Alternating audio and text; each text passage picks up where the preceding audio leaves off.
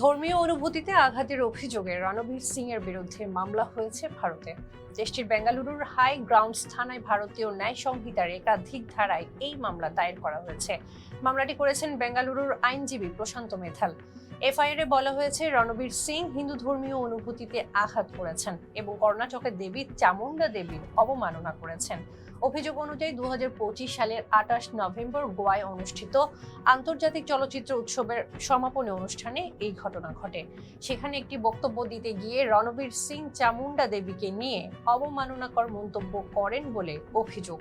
আইনজীবীর দাবি, কান্তারা চ্যাপ্টার 1 সিনেমার একটি দৃশ্য অনুকরণ করার সময় রণবীর সিং চামুন্ডা দেবীকে নারী ভূত বলে উল্লেখ করেন।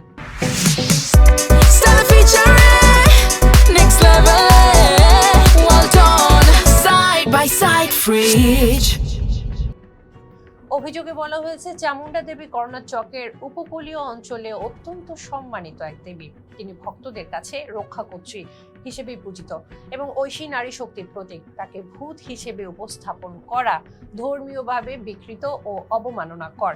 এতে হিন্দু সম্প্রদায়ের অনুভূতিতে গভীর আঘাত লেগেছে, এমনটাই অভিযোগকারীর দাবি। এই মামলাটি এখন পাঠানো হয়েছে বেঙ্গালুরুর অতিরিক্ত চিফ মেট্রোপলিটন ম্যাজিস্ট্রেট আদালতে। মামলার পরবর্তী শুনানি আগামী 8 এপ্রিল অনুষ্ঠিত হওয়ার কথা রয়েছে।